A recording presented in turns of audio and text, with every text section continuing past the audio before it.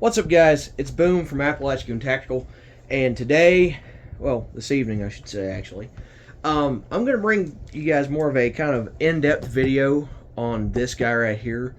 If you're not familiar with my channel, I posted a YouTube Shorts video on a budget ammo cache, and figured I'd kind of show you guys what I've done, so let's get into it.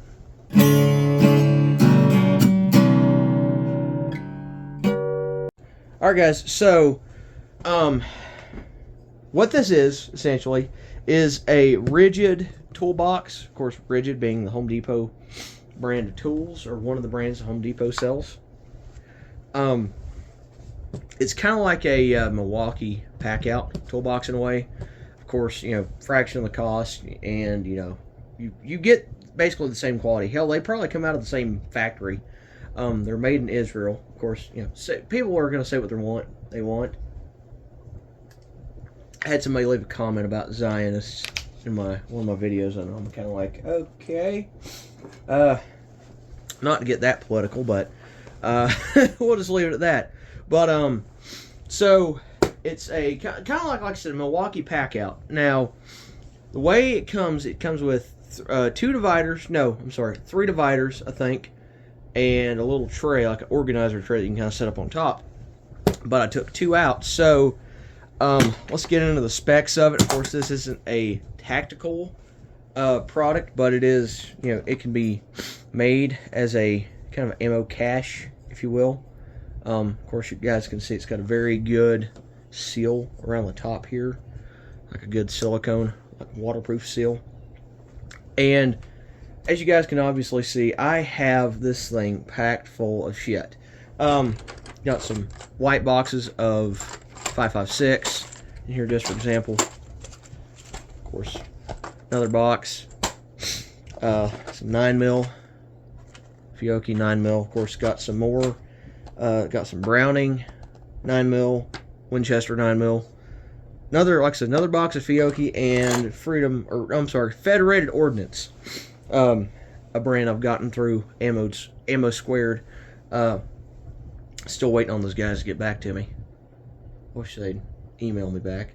That's not the point of this video. The point is showing you guys, if you're trying to create a ammo cache or a kind of a good ammo storage system that won't draw a lot of attention, especially if it's in a kind of a,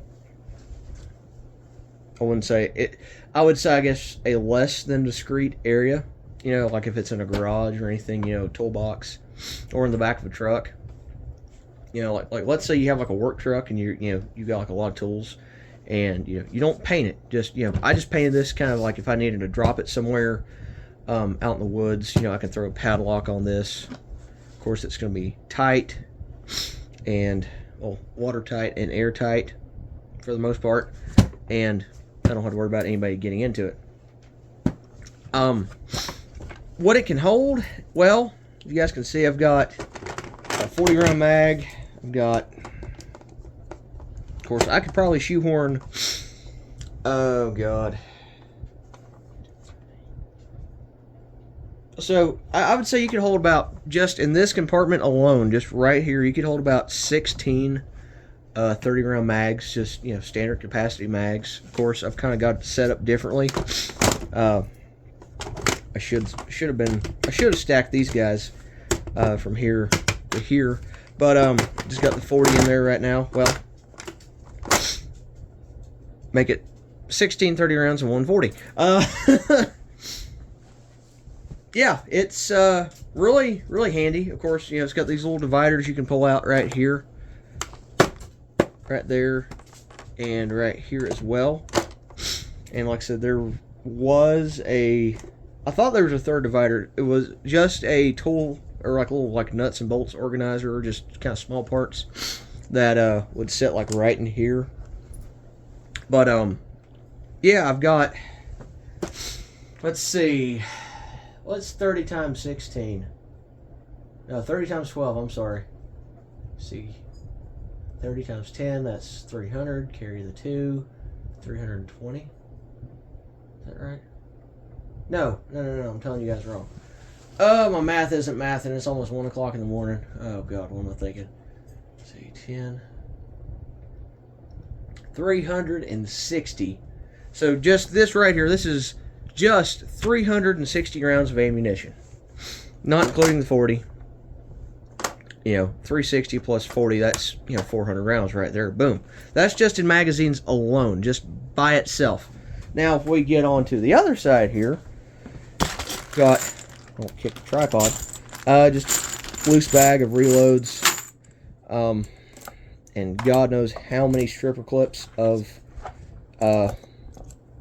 just standard like 193, and, some green tip.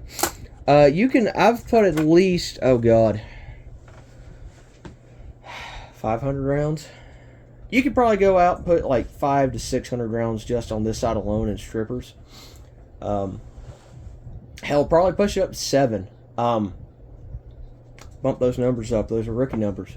But yeah, all said and done, you could probably carry, between mags, loaded mags, and, the way I've got it set up is going to, be different than what somebody else would decide to do with this, just all depending on what you have, ammunition-wise, and, how you want to be able to kind of resupply.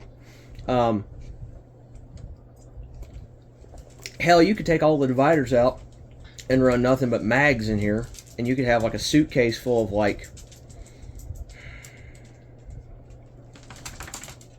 hell, like 28, 30 round or 30 mags just across the side, or like from side to side, not including the top area. I mean, it just depends on how you stack it. If I had that many magazines, which I should have, they're of course scattered throughout different containers and stuff like that. But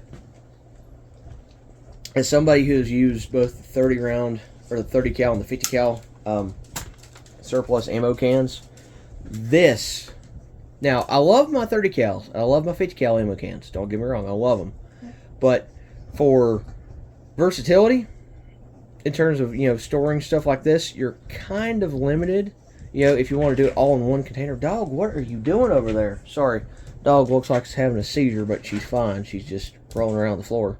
Hang on a second. Dog, what are you doing? Did I have to hold you? Did I pick you up while I'm recording this video? Come here, you little goof. Oh, Lord. Little fluff ball. You might hear her grunting in the background, guys. I apologize. But yeah, you can do so much. I mean, so much with a box like this. And like I said, they're like 30 bucks. For the price of 2, well, depending on where you buy them from, like let's say you go to like a pawn shop or whatever and you buy, 2 ammo cans, they might charge 10, 15 bucks. For the price of 2 to 3 ammo cans, you can get one of these big old bastards. Pack it full of shit, slam that bitch down, lock it up, lash it, and these are pretty chunky locks, so if you wanted to be really discreet about it, because I know some ammo cans aren't the quietest in the world, like the little kind of latch kind of makes a pop on some of the rougher ones I've seen.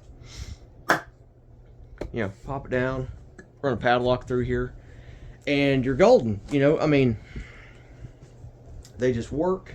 Like I said, I've got kind of rattle can, so if I need to throw this under a tree or hide it in a designated area and kind of mark it with like the coordinates, if I've got a Garmin or anything like that, I can mark the coordinates of where it's at.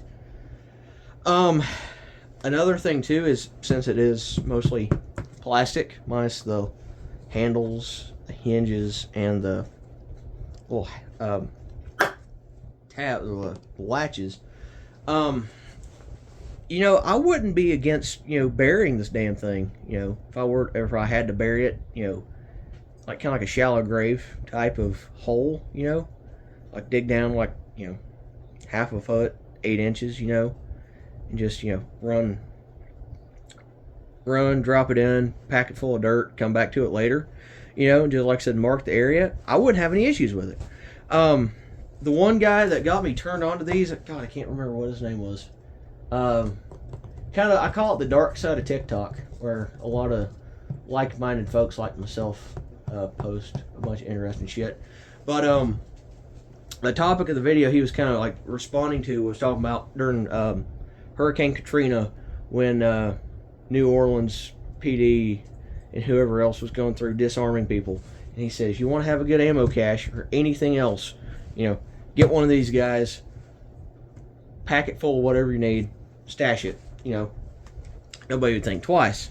And, I kind of took the idea, I was like, hey, that's a damn good idea. So a couple days later, went to Home Depot, found one of these, and been using it ever since. So, yeah, there you have it, guys.